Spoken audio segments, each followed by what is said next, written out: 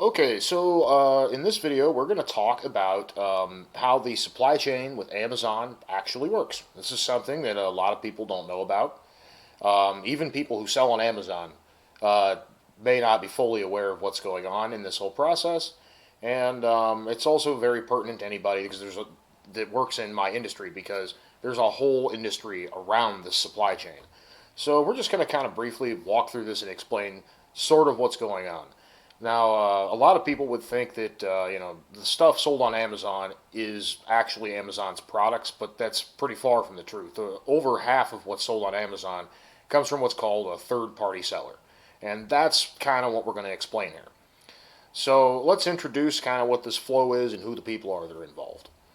So at the beginning here, we have basically a supplier, factory, or distributor. This is somebody who basically sells products in large quantities or something. And it's basically just wherever the person who's going to sell the goods actually got them.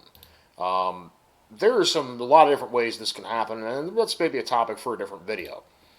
But anyway, the seller basically buys the products and lists them for sale on Amazon. And then they're going to try to get the products into Amazon's warehouse. Now, that can kind of go a few different ways. Sometimes the supplier can send it directly to Amazon. Usually, that's not the case, but it depends on the industry and the type of products. One of the reasons that this frequently can't be done is because the supplier is not familiar with Amazon's policies about how shipments have to be packed and labeled, and they don't want to be familiar with it. So no matter what you ask, they're just not going to pack the items the way Amazon wants them.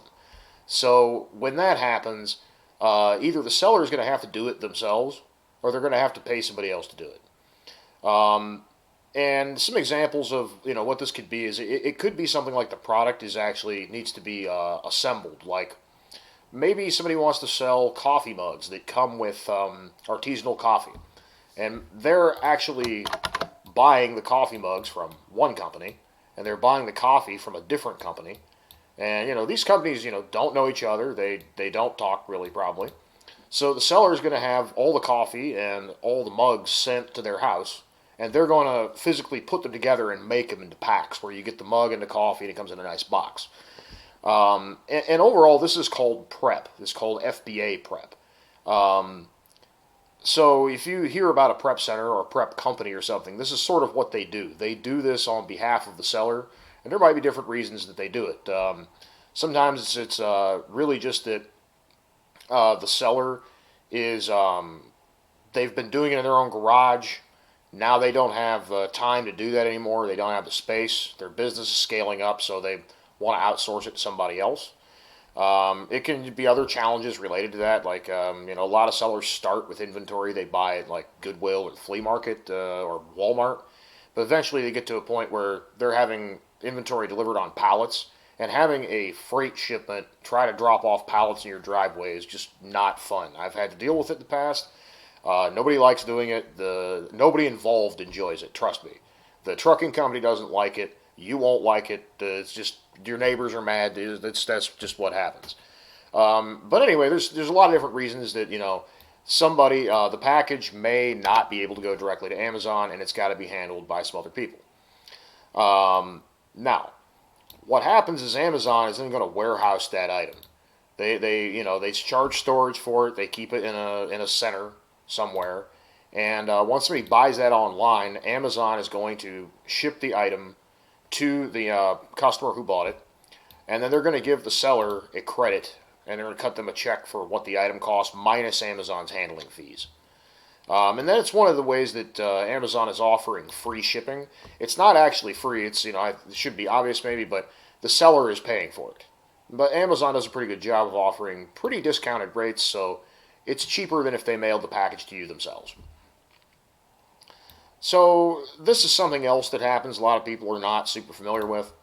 So let's say a customer returns the item that they bought for some reason. And then that could be a lot of different reasons. It could be they ordered it by accident. It's not what they thought it was. It's the wrong color. It could be buyer's remorse. They might have thought, hey, this new gaming laptop, I gotta have that tomorrow. And then they're like, oh, crap, actually, I gotta pay my rent. Something like that.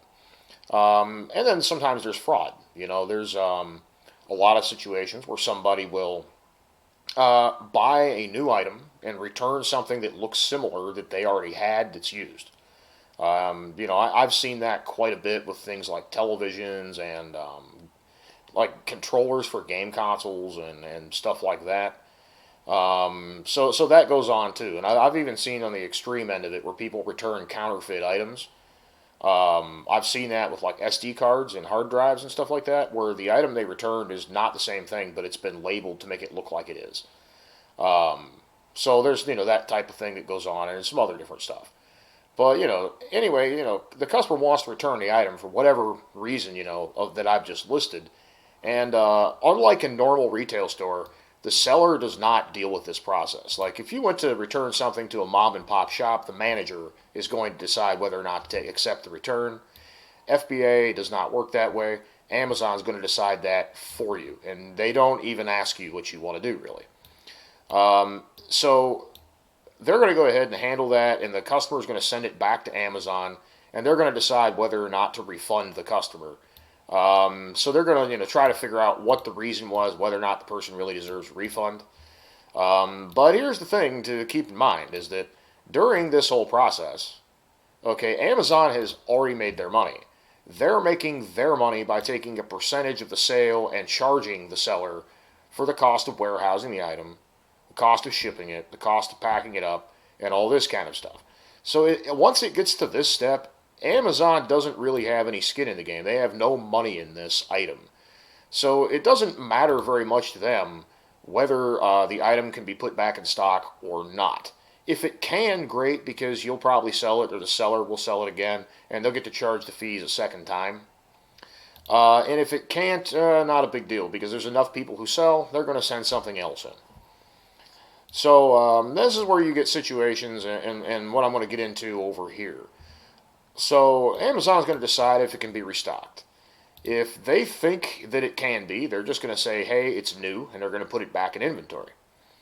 And if you, for the people watching this, if you happen to order something from Amazon, and I'll have to add a picture of this or something later, but if you look at the item itself and see a barcode sticker on there that says LPN, that stands for license plate number. And if you see that sticker on something you bought from Amazon, that means this has happened to it before. It has been returned before. So if just keep that in mind. Pay close attention to what you actually got. And what LPN, why it's license plate numbers, is literally just means that's a unique barcode, so they know exactly which item it was. Like in the case where, let's say you bought something Amazon thought was new, you say, hey, actually the wrong thing's in this box. They're able to use that LPN to go back and see who bought it the time before you, exactly that, stock unit. What they do with that information is debatable. It's kind of opaque to everyone involved. But, it is what it is. Now, let's say Amazon decides that the item can't be restocked. They're going to give the seller a very, very generic reason why it can't be. Okay, and that's going to be something like just the statement like customer damage. They don't tell you what kind of damage or to what extent, or does the item still work, just customer damage. All right, they might say shipping damage, or they might say just a multitude of other different things like that. They might say, oh well, warehouse damage, they broke it themselves or something like that. Now, in those situations, they're not gonna let you sell the item. It's not gonna be it doesn't show up on Amazon for sale at this step. But they're gonna keep billing the owner of the item, the seller, storage for that item being there. And Amazon will give basically the seller two options. They can either throw away or dispose of these unsellable items, or they can have them shipped somewhere else. So this dispose option, what that really turns into is warehouse deals, liquidation pallets, and probably some of it goes in the trash. And what's interesting is that at this step, Amazon does not really seem to do a very detailed job checking what got returned. Like, I've seen plenty of situations where somebody returns something that is definitely not even the right item, but it's the same type of thing. Like I've seen a Dymo printer get returned in the box of a Zebra printer. To somebody who doesn't know what a Zebra printer is, they open that and say, "Oh yeah, this is a printer, great." And same thing with televisions. I've seen people do things like return cheaper brands or like older models and stuff. Amazon is not really going to detect that at this step a lot of the time. I don't know why, but they don't really seem to do a very good job checking it. Otherwise, I wouldn't be in business. So, uh, what happens here is at this step, Amazon actually does take a more detailed look at it. And I know this because I've interviewed people who work in their return processing facility who actually do this process. At this step, they do something a little bit like what my company does, where they go through and they actually make sure, does the item work? Is it the right thing? Is it missing parts? What kind of damage does it really have? And that kind of thing. And they kind of sort that out by your warehouse deals is going to be stuff that Amazon said, yeah, this is an item that's worth us looking at, and we can sell it at a discount. And they do that themselves. You will notice this on Amazon.com. If you look under where it says like new and used offers, you'll often see warehouse deals under there, and so that's what that is. And then liquidation pallets is the stuff that Amazon said, it's not worth us going through it for warehouse deals, so they're going to sell it by the pallet or the truckload to anybody that wants to buy it. And that's where you see some of these people buying pallets and then trying to flip them on eBay and stuff. That's one of the ways that these pallets come into existence. That's also how some of these local businesses, like probably some of the thrift stores and stuff that you see get not thrift stores. It's not really the right word for it. I don't want to name anybody's business specifically because I don't want to reveal anybody's trade secrets. But I know a couple local businesses here in Cincinnati that buy pallets from Amazon and then put this stuff in retail locations. And then some of it they probably throw in the trash or like take to a recycler. So, what about this though? What about this removal order? What's the deal with that? So, the thing with that is that that's when the seller says, "Hey, send my unsellable stuff to me so I can look through it and see if I can do any of this with it. Can I sell it? Can I fix it? Can I liquidate it?" Now, most people are just gonna assume, they don't have time to do it. They don't have the expertise. They're not going to recover any money. Or there could be a number of other reasons that a seller will say, no, I don't want to have this removed. And Amazon really kind of discourages it. They only want to ship to a... What the hell is my phone doing? For some reason, no. Okay, sorry for that interruption, folks. My phone it's a new phone. It has some kind of voice assistant, and something I said apparently activated it. But, anyway. Amazon does a lot to discourage people from taking this option. And that's because Amazon can make money from this.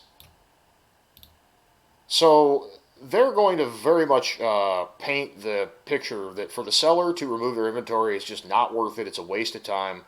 And there's not going to make any money. It's too much work to deal with, so on and so forth. The thing about this is, and then also, if the seller is located outside the United States, they're kind of dead in the water because Amazon will only send removal orders to U.S. addresses. So, if I know quite a few people who may live in Europe or India or China or Australia, South America, Canada, who sell on Amazon USA. Well, they can't have Amazon won't even ship their removals to them. So they've got to have it sent to somebody here in the U.S. and it's like how do you do that? Is it worth even trying? And most people say no, it's not. So they just go through this route, and they have no idea how much money they're losing, or how much it's screwing up the environment. It's just putting money in Amazon's pocket for no reason. So that's also what that's kind of why LDR exists. It's one of the things we really deal with. Is letting people send their removals to us so we can solve this. And more often than not, people actually do make money off their own returns through a lot of different ways. Like especially because if we catch something that Amazon did wrong here, we can usually get Amazon to give the seller a refund for the value of those items. So when I'm saying that we're getting things like it's a fraudulent return or the wrong TVs in the box or something like that, they're usually getting the value back for those items. And the other aspect of it too is sometimes Amazon over exaggerates the damage to the item. They do that quite frequently. Like, for example, I would think that if I sold someone a $200 water cooler and they returned it and then Amazon says customer damage, I would think that that water cooler must be pretty messed up. Like it's not going to work, and if somebody like got it the package, they'd be mad. But no, I've gotten water coolers from Amazon that we've done through the removal orders, and it might be like there's a dent in the cardboard box. Whoop-de-doo. Put it in a new cardboard box. It's a new water cooler. That's what I'm saying here. It's that level of exaggeration sometimes, and you would never know it. There's no way you would ever know it. So anyway, that's kind of in a nutshell something about the Amazon supply chain that many people are unaware of, and kind of why LDR, logistics done right, exists. One of the problems we solve. So hopefully today you've learned something. And sorry, I'm kind of new to YouTube, and I'm not really sure what I'm doing here.